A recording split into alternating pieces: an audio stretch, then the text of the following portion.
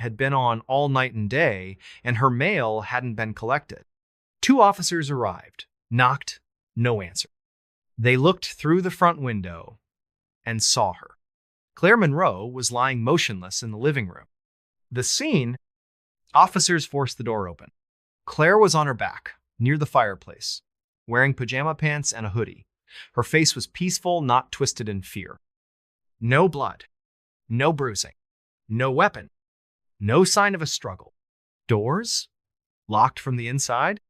Windows, latched shut. Chimney, sealed with an iron cap. She had no injuries, except for a single, small bruise beneath her left jaw. The coroner later said it was a carotid strike, a precise hit that can cause immediate unconsciousness and death. Instant, silent. Whoever did this was trained. Military, maybe, or something else. But one thing stood out. Above her body, hanging on the wall, was an antique brass clock. The hands were frozen. At exactly 3:17 a.m., Claire's world. Abigail, Claire's sister, was devastated.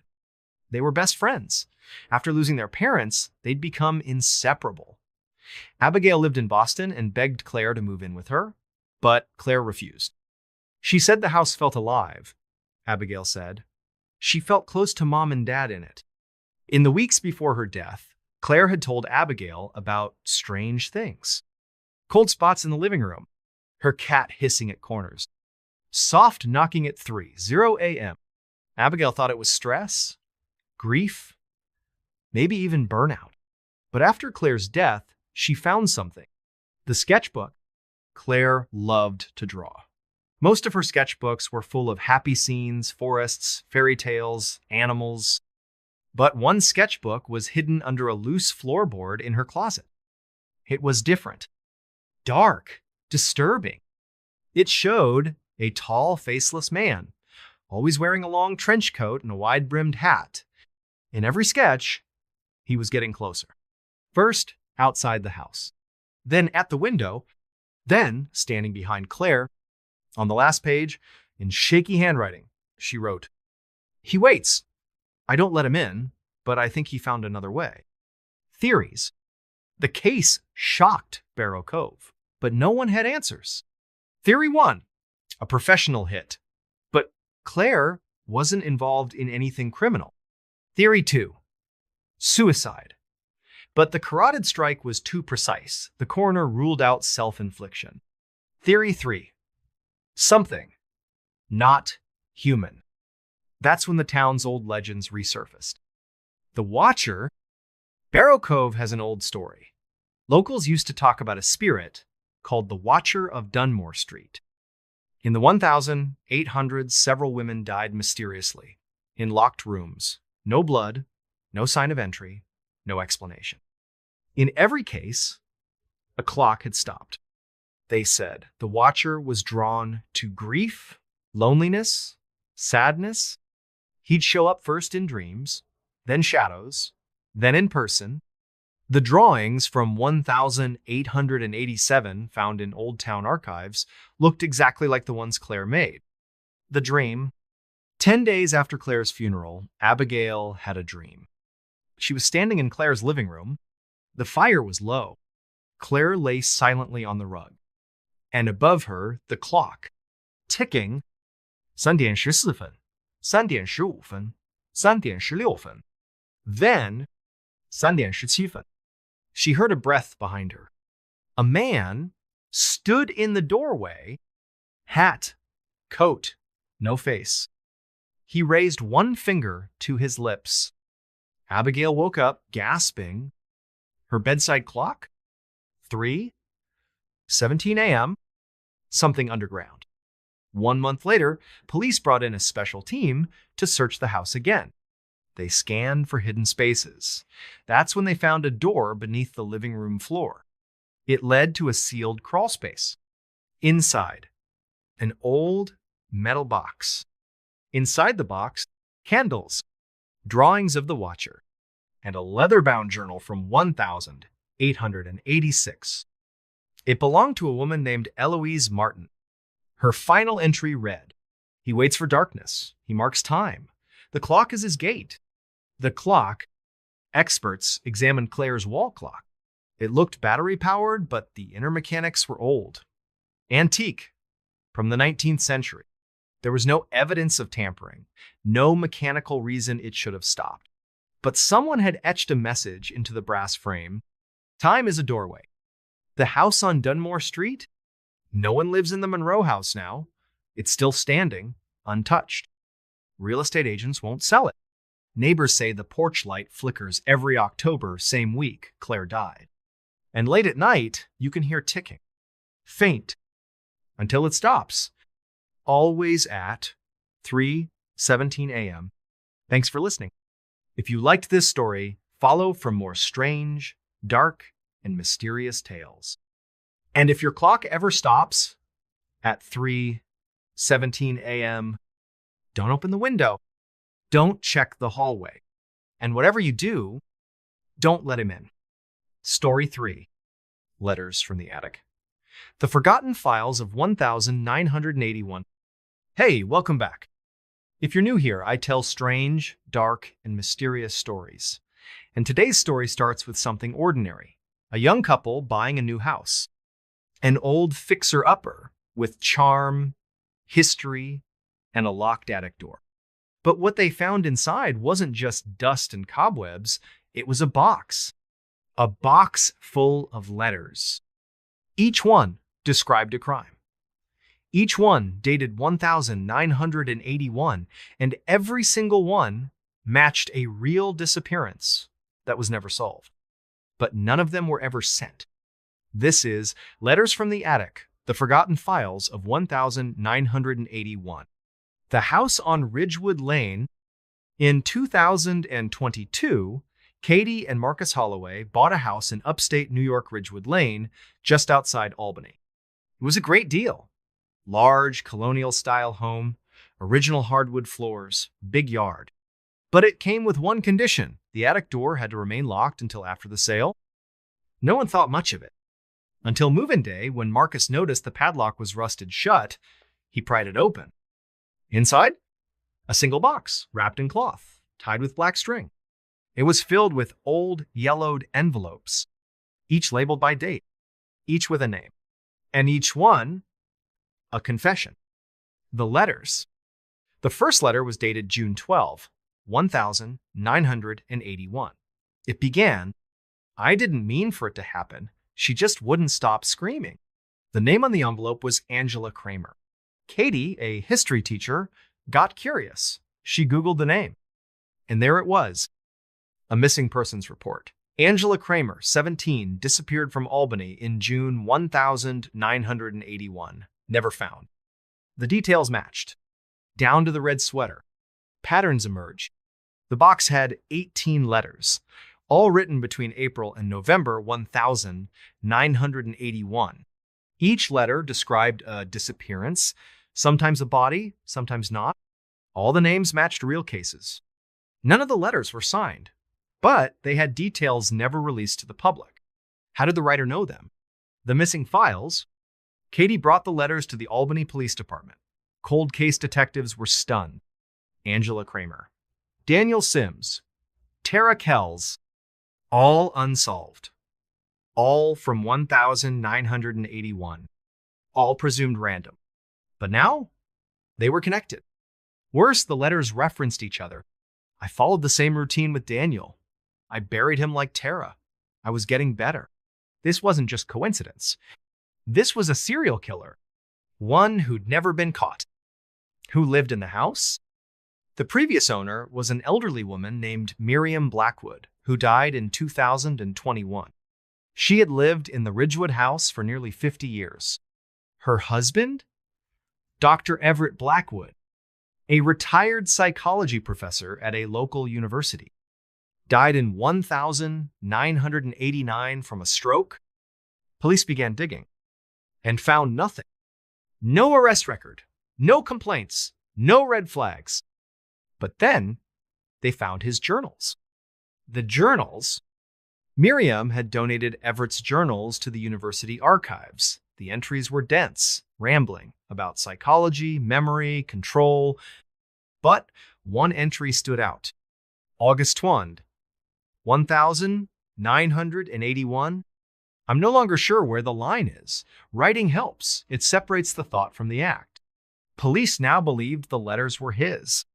Except Everett had been in the hospital during 2 of the murders.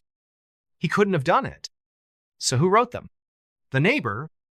Detectives interviewed the neighbors. One stood out, a retired mailman named Carl Jenkins. Carl remembered Everett, but he also remembered the Blackwoods' nephew Lucas, who lived with them during the summer of 1981. Quiet kid, Carl said. Odd. Always writing, always watching. There were no records of Lucas anywhere. No birth certificate, no social security. As if he'd never existed. The hidden room. Katie and Marcus let police search the attic again. Behind a false wall, they found a crawl space. Inside, a cot, a small desk, dozens of empty envelopes, and one locked metal box. Inside, a set of Polaroids. Each one showed the victims. Alive. Bound. Terrified. The final letter. One letter was different. It was sealed, labeled, "Do not open until the others are found." Katie opened it anyway. It read, "This is the end. I needed someone to know. Not the police, not the papers, just someone. I watched them, I chose them, I loved them, I had to stop." No name. But one detail. "I remember Ridgewood Lane in winter. The attic was cold. I watched the neighbors through the vent." The crawl space had a small vent that pointed straight at the neighbor's window. Where is Lucas? Police launched a nationwide search for Lucas Blackwood, the mysterious nephew, but no ID, no DNA, no fingerprints. One detective took it upon himself to track the letter paper. The envelopes were traced to a specialty shop that closed in 1983. The owner remembered selling in bulk to a teenage boy. Name on the check: L. Blackwood. The theory: police believe Lucas was real. He lived with the Blackwoods in 1981. Everett suspected something and gave him a writing assignment as therapy. But instead of deterring him, it became a journal of his crimes. Everett hid the letters, couldn't bring himself to burn them. Miriam kept them hidden after he died, until the attic gave them up. Unsolved. The Ridgewood house has been resold. The attic sealed again. The letters remain in police custody. And every year, on the anniversary of the first disappearance, June 12th, someone leaves a single envelope on the Ridgewood porch. Blank. No address. No stamp. Inside, one sentence. You missed one. Thanks for listening. If you liked this strange, dark, and mysterious story, follow for more. And if you ever move into an old house and find letters in the attic, don't read them alone. Story 4, The Phone Call That Never Ended. The Camden Case. Hey, welcome back.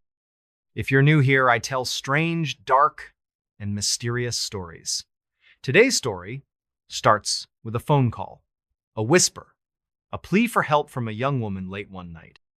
And then, silence. Police arrived minutes later. The house was locked. No sign of forced entry, no signs of a struggle, no blood, nothing missing. But the caller, a 25-year-old woman named Rachel Turner, was gone. And the 911 call, it kept recording for almost an hour. This is the phone call that never ended. The Camden Case. The last call.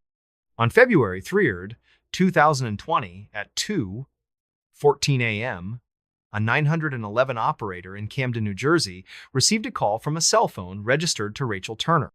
Rachel was a graduate student at Rutgers studying criminology. She lived alone in a small duplex on the outskirts of Camden. The call was short, barely audible. The dispatcher heard breathing, then a whisper, "He's inside." Then silence. No screaming. no struggle, just nothing. But the line stayed open for 57 minutes. The arrival? Camden PD officers were dispatched within 90 seconds. Unit 14B arrived at 2:21 a.m. Rachel's lights were off. The house was locked. No movement inside. They knocked. No answer. They forced the door. Inside. Quiet. Neat. A cup of tea still warm. A laptop open to a PDF file titled Case Profiles. Unsolved Home Invasions. Her phone was on the kitchen table, still connected to the call. But Rachel was gone. The house. Officers swept the home. Nothing appeared disturbed.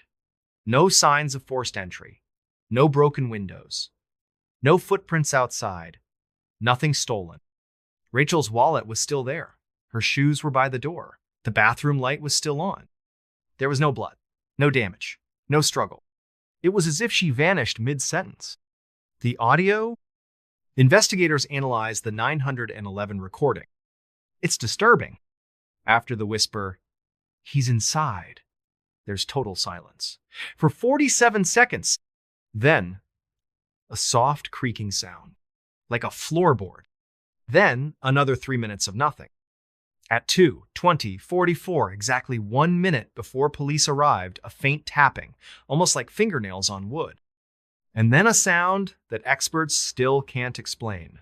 A single, sharp inhale, followed by total silence. The call stayed live until the battery died. Who was he? Police found no evidence of a break-in.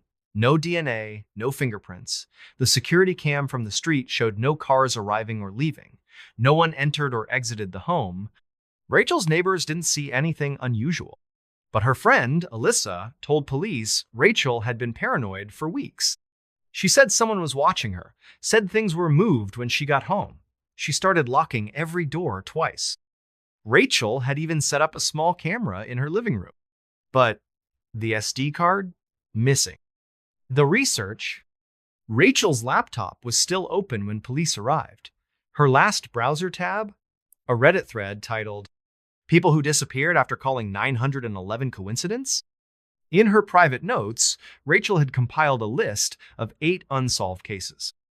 Each one involved a woman who vanished after a whispered emergency call. The final entry on her list: what if he gets in? The old case. Detectives noticed something chilling. In 1986, just 4 blocks from Rachel's home, a woman named Claire Weston disappeared under eerily similar circumstances. Claire called 911, whispered, "He's watching me," then silence. No signs of entry, no struggle, no Claire. The original officer on that case retired. But when contacted, he said, "I always believed she was taken from the inside, not the outside," whatever that means. The strange footage. 4 days later, police got a break. A local man was reviewing his backyard security footage when he noticed movement across the alley behind Rachel's duplex. At exactly 2:19 a.m., a shape passes in the shadows. Tall, human-like, but distorted. One frame, it turns toward the camera. Its face? Completely blank. Then it disappears behind the fence. The footage was enhanced, but no facial features could be extracted. The past returns. Rachel had one surviving relative, her grandfather, Arthur Turner, age 87. When police visited him, he was confused but not surprised. "She always said she'd be the one to solve it," he said. "Even when she was a little girl, said they don't just vanish." When asked what he meant, Arthur said, "She knew about the house, about Camden, about the calls. She just didn't know when." The files. One last clue was found on Rachel's encrypted USB drive. It was labeled Camden Calls. Inside were 12 audio files, each one a 911 call. Each one ended in silence. Each from a different decade. Each from a different town. But all had one line in common. He's inside. Unsolved. Rachel Turner has never been found. Her case remains open, Police still can't explain the audio anomalies, the vanishing, or the figure caught on video. And every year on February 3rd at 2:14 a.m., a new call comes in. No caller ID. No voice. Just a whisper. He's inside. Then silence. Thanks for listening. If you liked this strange, dark, and mysterious story, follow for more. And if you ever whisper for help and no one answers, you better hope he's not already inside. Story 5. The Girl by the Tracks. A Midnight Mystery. Hey, welcome back. If you're new here, I tell strange, dark, and mysterious stories. And tonight's story is about a girl, a train, and a time. 3 a.m. One moment, she was walking home. The next, she was gone. Her phone pinged near the railway, but her body was found 2 towns away. No footprints, no tire tracks, no suspects. Just a question that still haunts an entire county. What happened to Emily Reese? This is The Girl by the Tracks, a midnight mystery. The last night, April 18th, 2021. Emily Reese was 19, a freshman at Oak Ridge Community College in Pennsylvania. She was quiet, bookish, and obsessed with mystery novels. That night, she left a study session at her friend's house around 11:42 p.m. They lived less than a mile from her dorm. She usually walked. It was a safe area, well-lit, suburban, peaceful. She said goodbye, stepped outside, and texted, "On my way, cold out, wish I had gloves." That was the last message she ever sent. The ping, at exactly 12:03 a.m., Emily's phone pinged a cell tower near the old railroad crossing off Miller Road, a route she didn't usually take. 30 seconds later, her phone shut off. No calls, no texts, no signal. Police believe she was within 20 feet of the tracks, but no one saw her. And by sunrise, her phone was dead. The discovery, at 6:48 a.m., a jogger in the town of Belmore, nearly 12 miles away, called 911 after spotting something near a dry creek bed. It was Emily. Face down. No blood. No visible injuries. Her backpack was intact. Phone missing. And her shoes? Completely clean. Not a speck of dirt. No wear. The weirdest part? There were no footprints. No drag marks. No tire impressions. It was as if she was dropped there. From above, the autopsy, the coroner found something strange. Emily had no signs of trauma. Her internal organs were normal. Time of death, around 12:05 a.m., just 2 minutes after her phone pinged. She had dirt under her fingernails, but no wounds, no struggle. Toxicology? Clean. The official cause of death? Undetermined. Unofficially? Nothing made sense. The camera that lied. Emily's route home had 5 traffic cameras. Only 3 caught her walking. The 4th, positioned right at Miller Road, glitched out. 12:02 a.m., the screen pixelates. 12:04 a.m., it comes back. Emily never appeared on the 5th camera. The train theory. One theory suggested Emily tried to hop a freight train near Miller Road, but experts ruled that out. The train logs showed no stops. The engineers saw no one. And even if she had jumped, she wouldn't end up 12 miles against the wind and terrain. Besides, there were no injuries. The stranger, a week after Emily's death, a Reddit thread popped up on a local true crime forum. User, Signal Lost 3. Post title, I saw her. I saw a girl standing on the tracks that night. She didn't look scared. She looked like she was listening, like someone was talking to her. The IP was traced to a public library. No identity ever confirmed. The rumors? Locals began whispering about the old railway.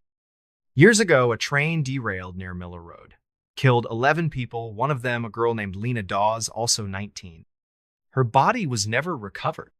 The conductor's last transmission? There's someone on the tracks, but she's not solid. Ever since, people say they've seen her. The shadow. 2 months later, police finally located Emily's phone.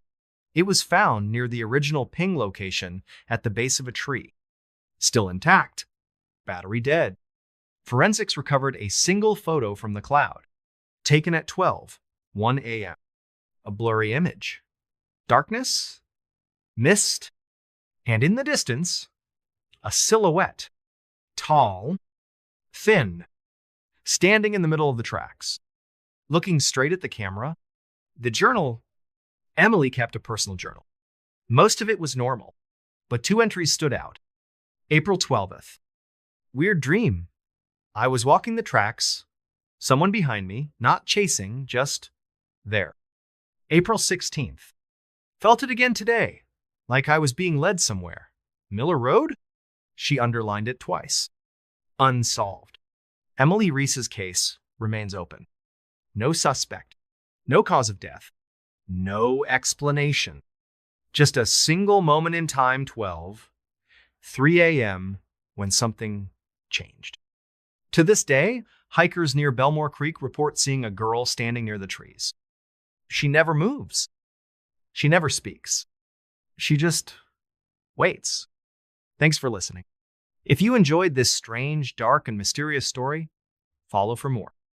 And if you ever find yourself walking near train tracks and feel like you're not alone, you might be right. Story 6. Voices from Apartment 3. The neighbor no one saw. Hey, welcome back. If you're new here, I tell strange, dark, and mysterious stories. And today's story comes from a quiet building on a quiet street in a city full of noise. A young woman, a locked apartment, no sign of a break-in, no clear cause of death, and the only thing left behind was a voice. This is Voices from Apartment 3B, the neighbor no one saw. The teacher, her name was Lena Hartley, 28, first grade teacher. She had just moved to the city of Springfield, Massachusetts to start her dream job. Lena was kind, soft-spoken, and organized, the kind of person who had a planner and a backup planner. In August 2021, Lena signed a lease for Unit 3B at the Waverly Arms Apartments, a modest 4-story brick building in the Maple Hill neighborhood. Rent was cheap, the building was old, but Lena didn't mind. She liked vintage charm, she liked her solitude. What she didn't know was that Apartment 3B had a history. The final week, on September 9th, Lena taught her usual morning class. Nothing out of the ordinary. She graded papers, chatted with coworkers, and left around 4:30 p.m. She stopped by the grocery store, bought pasta, coffee, and a candle vanilla cedar. She texted her sister around 5:30-Cs. Home. Gonna cook and read. Early night. That was her last known communication. The discovery. 3 days later, Sunday morning, Lena missed brunch with her coworkers. They called. No answer. Her phone rang, then went straight to voicemail. By evening, her school called emergency contacts. Her sister drove 2 hours to Springfield. She got the superintendent to let her into Lena's building. Apartment 3B was locked from the inside. When police arrived, they broke down the door. Lena was found lying on the floor in her bedroom. No bruises, no blood, no signs of trauma, nothing missing, no drugs or alcohol. Her dinner was still on the stove, untouched. The vanilla candle had burned down to wax. She looked peaceful, but Lena was dead. The scene, the autopsy was inconclusive. No toxins, no aneurysm, no sign of heart failure. Time of death, estimated between 8 and 10 p.m. on Friday. The apartment door had 2 deadbolts, both locked. All windows were shut. Fire escape untouched. And the building's security camera, covered in cobwebs, hadn't worked in years. Police labeled it sudden, unexplained death. But something wasn't right. The complaints, 2 neighbors, both on the second floor, came forward with strange reports.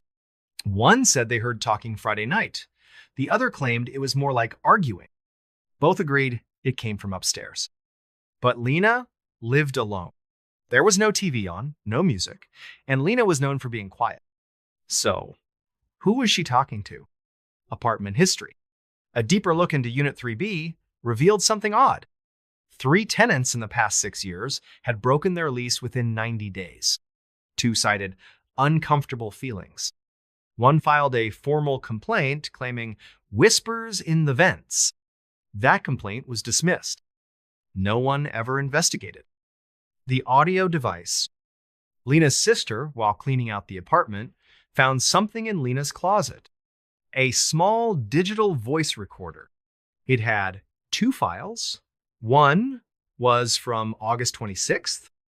Lena speaking, "I keep hearing someone upstairs, but no one lives above me. I don't know if I'm imagining it." The second file was recorded the night she died. Timestamp. September 4 p.m. It's 3 minutes long.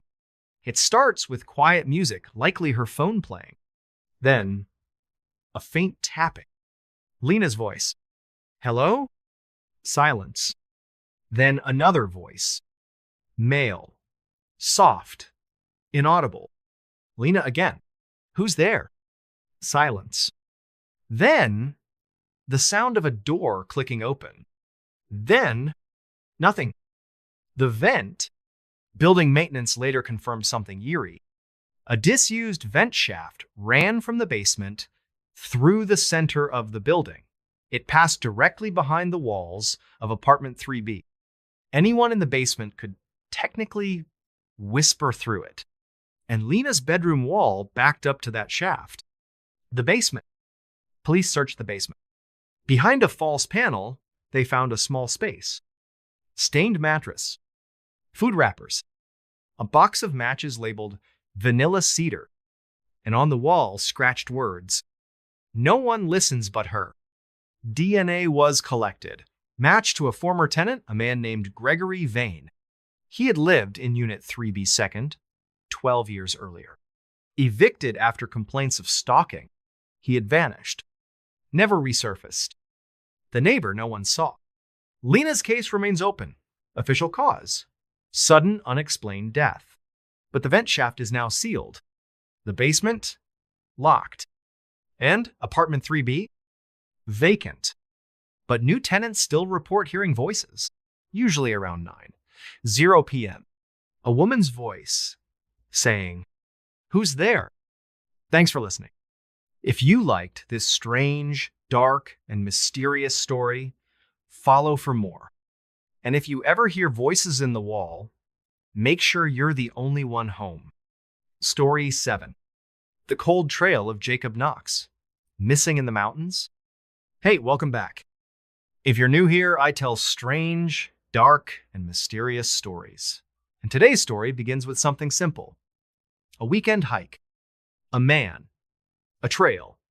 A clear sky. But by Monday morning, he was gone. No message. No signs of distress. No body. Just one boot sitting in the snow. This is The Cold Trail of Jacob Knox, missing in the mountains. The hiker, Jacob Knox, was 33. A software engineer from Portland, Oregon. Loved photography, snowboarding, and hiking. He had logged over 2 zero-trail miles in his lifetime. He wasn't reckless. He was known for his planning. On February 19th, 2022, Jacob left his apartment with a 3-day pack. He told his neighbor, "I'm heading up to the Sisters." He meant the Three Sisters Wilderness, part of the Cascade Mountains, a stunning, rugged expanse known for deep woods and dangerous weather shifts. He parked his car at the Pole Creek trailhead and vanished. The last signal, Jacob's GPS tracker pinged at 9:04 a.m. 2 miles up the trail. That was the last transmission. No calls, no texts, no photos uploaded. When he didn't return Monday, friends contacted search and rescue. The snow had started falling by then. The search? Volunteers and SAR teams combed the area for 9 days. Helicopters, dogs, drones. They found Jacob's boot, a left La Sportiva hiking boot, 4.2 miles from the trailhead, near a frozen creek. It was just sitting there, upright, no prints leading to or from it, no backpack. no jacket, no blood, nothing. The journal, Jacob often documented his hikes in a small waterproof notebook. They found it zipped inside a weatherproof map case tucked under a pine root 200 yards from the boot. His last entry was dated February 19, 2:18 p.m. Saw something across the ridge, looked like a person, but wrong, long arms watching me. No further entries. The strange signal. On day 11 of the search, a ranger received a distress signal from a repeater tower in the hills. Just 3 words. Cold, lost, watching. It pinged once, then disappeared. The coordinates led to a glacial basin. The rescue team arrived 3 hours later. No footprints, no signal, no Jacob. The camera trap, game wardens placed wildlife cameras across the trails. One captured something. On the night of February 20th, at 3:12 a.m., 36 hours after Jacob disappeared, a camera 6 miles from the trailhead recorded 8 seconds of movement. A man, thin, barefoot, walking quickly. No gear, no jacket, just one boot on his left foot. His face is turned but partially obscured by snow. No one knows if it was Jacob. The legend, local tribes have stories about the mountains. They speak of Skel Mulat, the Watcher in White, a spirit that follows those who hike alone. It's said to mimic voices, lure travelers off trail, steal warmth from the living. Old stories. Elders say the creature chooses one person each season and leaves only one thing behind. The theories, Reddit and forums exploded with theories. Hypothermia madness. Jacob got lost, disoriented, began shedding clothes, and wandered to his death. Animal attack. Except there was no blood, no signs of struggle. Human threat. A stranger, stalker, or hermit in the woods. Paranormal. Some insist the photo looks off the figure's proportions, seem inhuman. One post went viral. Look at the legs, they're bending the wrong way. The call? On April 12, nearly 2 months after Jacob disappeared, his sister got a phone call from a blocked number. She picked up.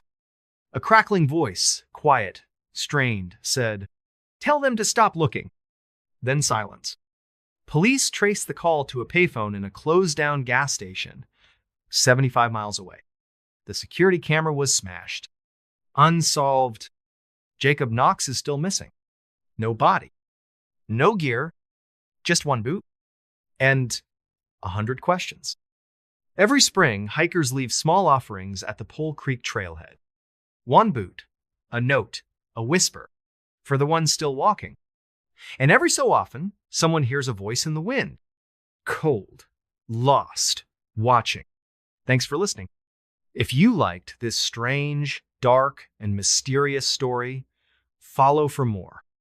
And if you're ever hiking in the mountains alone and feel like something is behind you, keep walking. And don't look back. Story 8. The Silent Hitchhiker. Gone after mile 42. Hey, welcome back. If you're new here, I tell strange, dark, and mysterious stories. And today's story takes place on a long, foggy road in Northern California. A man is driving alone when he sees a figure standing by the side of the highway. He pulls over. That was the last time anyone saw him or the hitchhiker. This is The Silent Hitchhiker, Gone After Mile 42. The driver. His name was Daniel Whitaker. He was 26 years old, worked as a freelance photographer, and was on a solo road trip from Sacramento to Oregon. Daniel loved road trips. He would stop and take pictures of old bridges, diners, and nature along the way. On March 3rd, 2023, Daniel left Sacramento in his old silver Honda Civic. He planned to reach Ashland, Oregon by the next evening. But Daniel never made it past mile marker 42 on Highway 96. The final call. Daniel called his mom around 7:20 p.m. He told her, "There's a lot of fog out here. Barely anyone on the road. It's peaceful." That was the last time she heard from him. At 8, 6 p.m., a traffic camera caught Daniel's car driving north just past mile 41. Fog was thick, headlights dim, but nothing seemed out of place.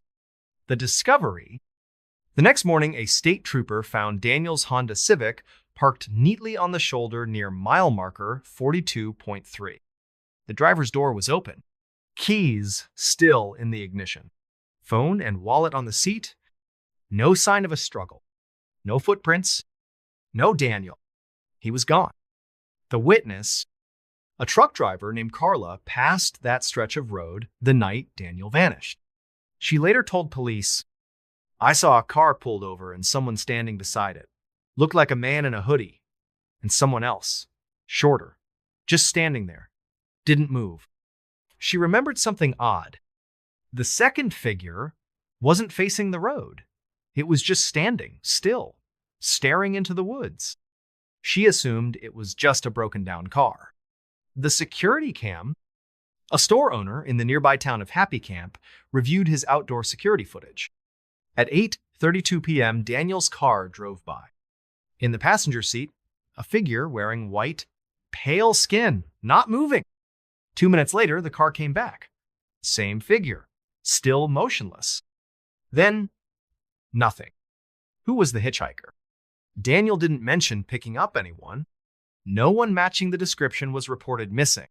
No fingerprints in the car besides Daniel's. The seatbelt on the passenger side was locked, meaning someone had recently sat there. Police tried facial recognition on the blurry footage. No matches. Local legend. Residents around Highway 96 have stories. They talk about a ghost, a woman in white, who appears on foggy nights near mile 42. They say she's quiet, never speaks, never moves. But if you stop for her, you never drive again. The search and rescue teams covered 10 miles of forest. Helicopters, dogs, volunteers, nothing. No scent trail, no signs of wildlife attack, no dropped items, just silence. 3 weeks later, Daniel's car was towed. His family still visits the spot. They say sometimes, when it's foggy, you can hear footsteps crunching the gravel behind you. But when you turn around, there's no one there. Gone after mile 42, Daniel Whitaker remains missing. His case is still open. No leads, no suspects. Just a foggy road, a ghost story, and a car door left open in the night. If you ever find yourself driving alone late at night and you see someone standing on the side of the road, look twice, and maybe just keep driving. Thanks for listening. If you liked this strange, dark, and mysterious story, follow for more. And remember, some passengers aren't meant to ride with the living. Story 9, Whispers in Cabin 12, The Murder at Lake Willow. Hey, welcome back. If you're new here, I tell strange, dark, and mysterious stories.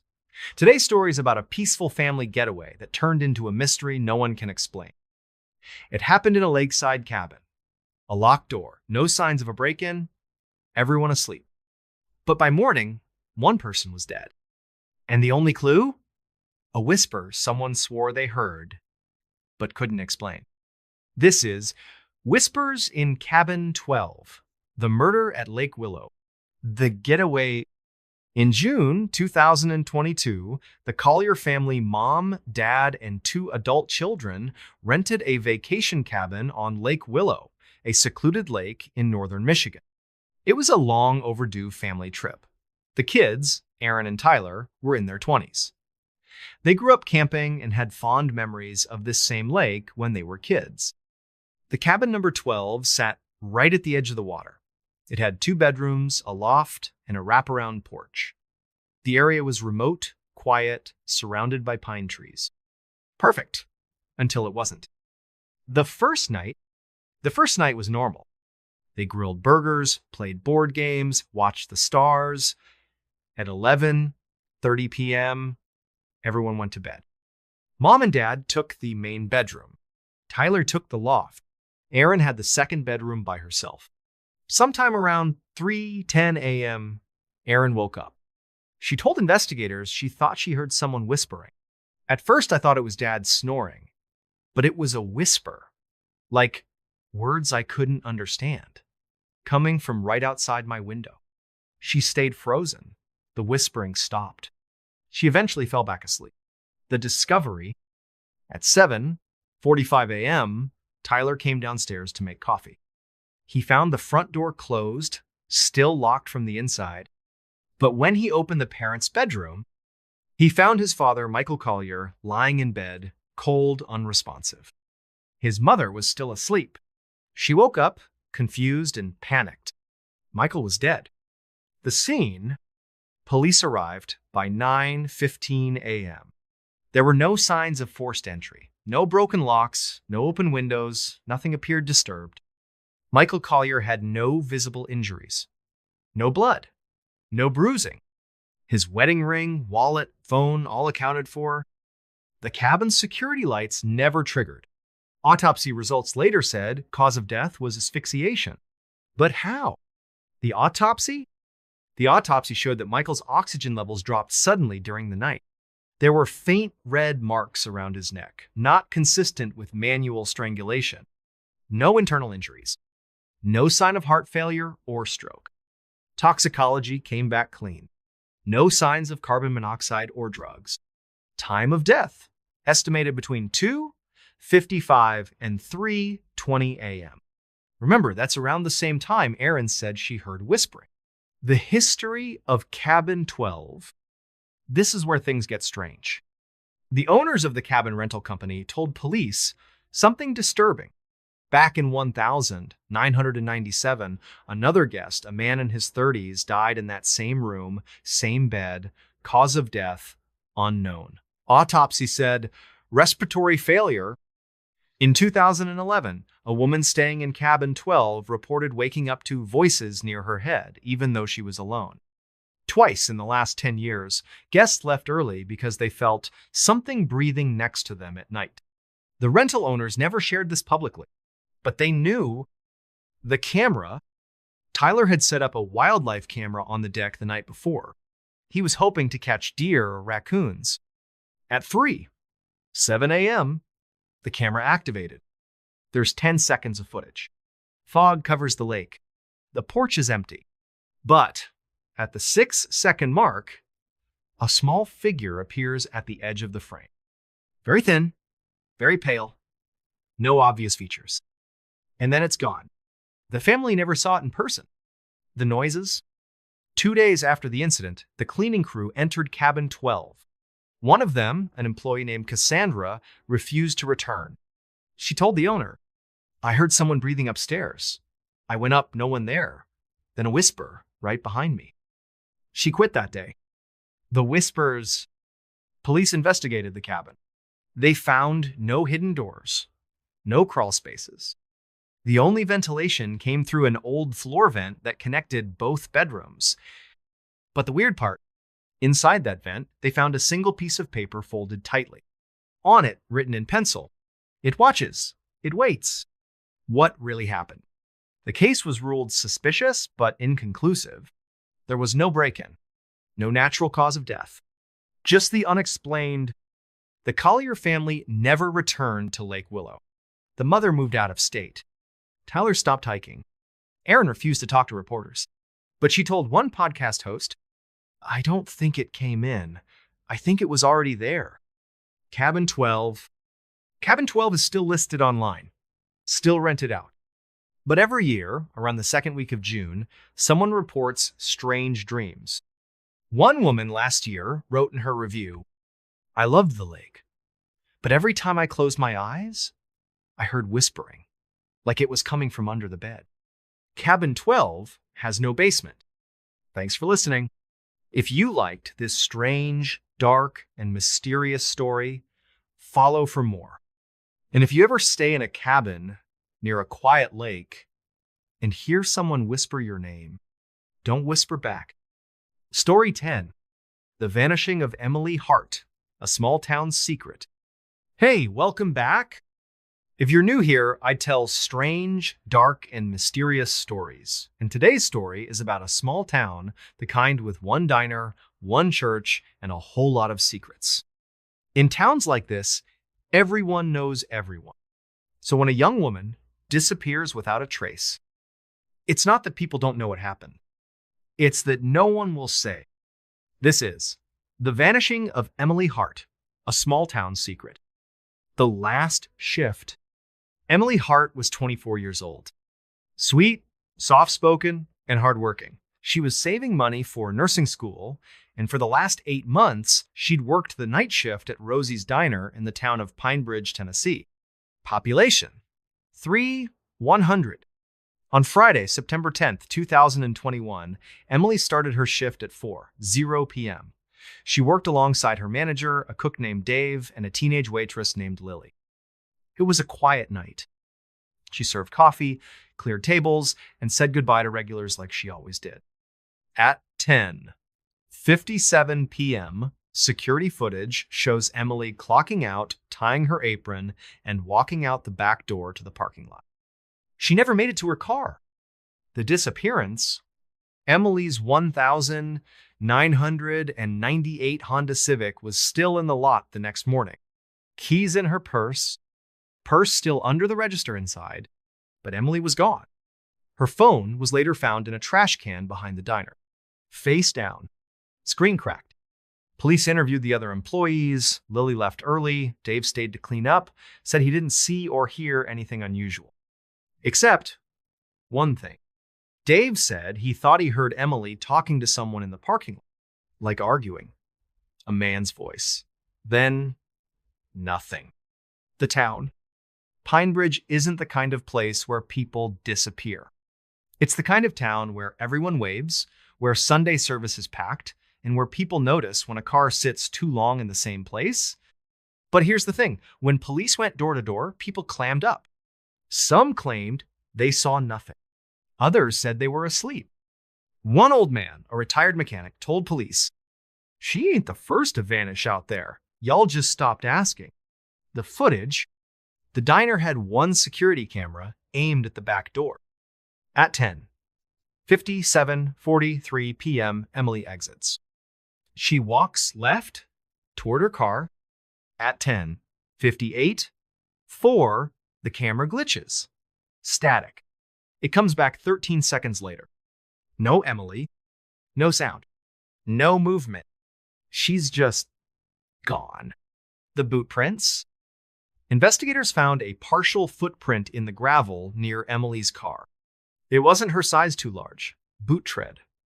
Deep enough to suggest someone had been standing there, waiting. No tire tracks. No security cams nearby. Just that one partial boot print. And a feeling like someone knew where to stand to avoid being seen. The phone call at 3:22 a.m., 4.5 hours after Emily vanished, a 911 call came in. Caller ID was blocked. Voice distorted. The voice said, "Check behind the old silo," then hung up. Police went to the location, an abandoned grain silo 3 miles outside of town. Inside, nothing. But carved into the wall was the name, Emily. And below it, I see you. The history. Locals say the town has always had a dark streak. 3 other women disappeared in the past 40 years. 1,983. Clara Dunn. Last seen at the market. 1,999. Janelle Price. Worked at the diner. 2007. Megan Rowe. Disappeared walking home. No arrests. No suspects. But all 3 had one thing in common. They were last seen near Main Street. Just like Emily. The secret room. 2 weeks after Emily's disappearance, a volunteer search team found a hidden space under the old church just a mile from Rosie's Diner. It was a root cellar, sealed from the inside. Inside they found a single mattress, burned out candles, a Polaroid photo of a woman, not Emily, but someone who looked like her. Next to the mattress, a voice recorder. One recording. "She's mine now, you'll never see her again." The voice hasn't been identified. The Whisper Network. Online forums exploded. Locals created anonymous accounts. One posted, "Emily knew something. She said she saw something. They shut her up." Another wrote, "There's a list. Young women, all connected to the diner." A third username, Small Town Ghost, wrote, "Ask about Sheriff Harlow's nephew. Start there." The account was deleted 24 hours later. Still missing? Emily Hart is still missing. No ransom note, no confirmed sightings, no evidence she left willingly. Her family continues to search. They believe someone in town knows what happened. They believe Emily stumbled onto something she wasn't supposed to see. And now, no one's talking. But here's what's strange. Each year, on the night she vanished, someone leaves a bouquet of wildflowers at the diner's back door, wrapped in butcher paper, tied with string, no note. A small town secret. People say small towns are safe, but sometimes the quietest places hide the loudest secrets. And when one person disappears and no one talks, it usually means one thing. Everyone already knows the truth. Thanks for listening. If you liked this strange, dark, and mysterious story, follow for more. And if you ever drive through a small town and feel like people are watching you just a little too closely, they probably are.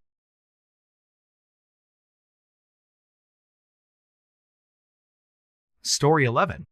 The Man Who Vanished Twice. The disappearance of Daniel Whitmore. The camera never blinks. November 12th, 2022, 2:43 a.m. Security footage from a roadside motel outside Flagstaff, Arizona, captures a man hurrying out of room 6. He's wearing a black hoodie and carrying a small backpack. His movements are fast, panicked. He glances over his shoulder like someone or something is chasing him, then bolts into the night toward the highway. The camera catches his face for only a second, but it's enough. It's Daniel Whitmore. 4 minutes later, a local security officer, doing his usual patrol, spots the motel room door swinging open. He stops to investigate. The room is neat, quiet, and completely empty. No signs of a struggle. No broken windows. No luggage. No wallet. No phone. No Daniel.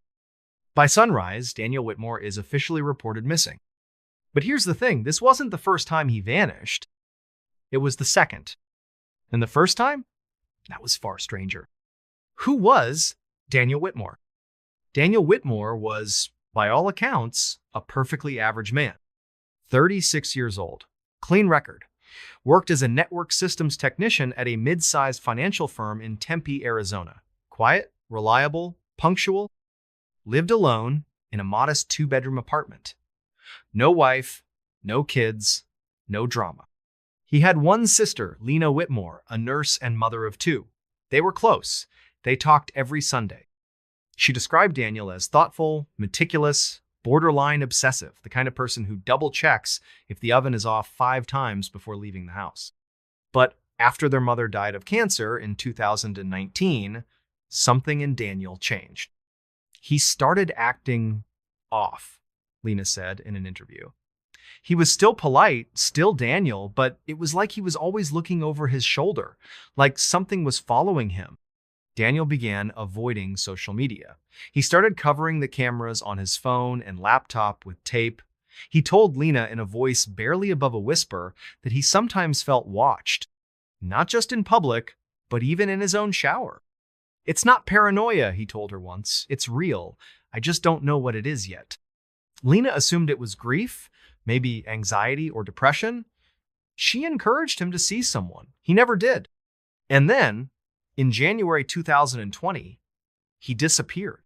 The first disappearance, January 2020, Friday, January 17th, 2020. Daniel didn't show up for work. He didn't call in sick. By 11:00 a.m., his office called Lena. She tried calling him, no answer. She drove to his apartment. Everything looked normal. His car was in the lot, the front door was locked, but the lights were off inside. With help from the landlord, Lena entered the unit. Nothing was stolen. No signs of forced entry. His wallet and keys were still on the kitchen counter. But Daniel was gone. Police were called. A missing persons report was filed. For 2 days, nothing happened. Then, on the 3rd day, Lena received a text. It came from an unknown number. "I'm safe. Please don't look for me. I need time." No name, no signature, and no reply when she responded. It was traced back to a burner phone bought at a gas station 30 miles outside of town. Surveillance footage? Corrupted. Then nothing. No activity on Daniel's bank account, no social media, no sightings. It was like he had vanished off the face of the earth. And then, 5 weeks later, he came back.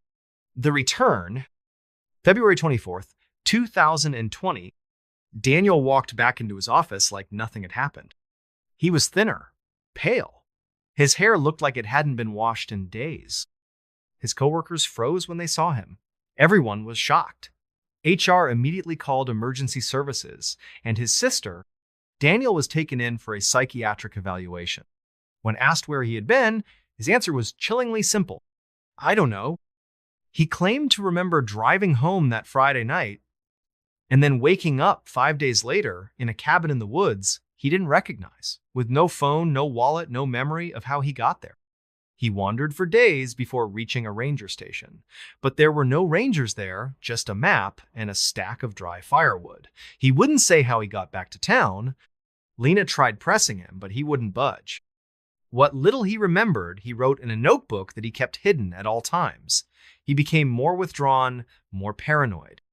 He moved to a new apartment, installed 3 locks on the door, blocked all the windows with thick blackout curtains. He told Lena, "Don't ever ask me again what happened." And she didn't. Until 2 years later, when he vanished again. But this time, everyone was watching. The second disappearance, November 2022. In the fall of 2022, Daniel had started acting stranger than usual. He left his job, saying he needed distance from digital systems. He stopped using his phone and switched to an old flip phone with no GPS. He deleted all his online accounts. When Lena asked why, he said, "They found me again." In early November, he sent her a final message.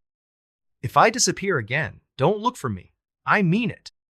A week later, a room was booked at a rundown motel outside Flagstaff under the name David Wren. It was paid in cash. That room 6, was where Daniel was last seen. The camera footage, the backpack, the terrified look, all real. But what happened next wasn't caught on tape.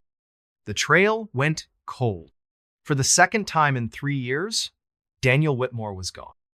And this time, he wouldn't come back. The investigation begins again. When Daniel disappeared the second time, the police took it far more seriously. The first time could be explained away: stress, mental health, voluntary disappearance. But this time, they had video footage, they had motive, and they had fear. Detective Maya Rousseau with the Coconino County Sheriff's Office took over the case. She was sharp, methodical, and had a gut feeling that Daniel was not just another missing person. There was something unnatural about the footage, she later said. It wasn't just that he ran, it was how he ran, like he was trying to escape the air itself. The motel room was combed for evidence. No fingerprints except Daniel's. No signs of forced entry, no blood. The bed was made. Shower unused. His backpack was never found. What they did find was strange. A folded napkin from a diner located 90 miles north. A receipt for a gas purchase, time-stamped 2 hours before check-in. And a single piece of paper with the words, "They are inside the static," handwritten in black ink. No one knew what it meant, but it clearly meant something to Daniel.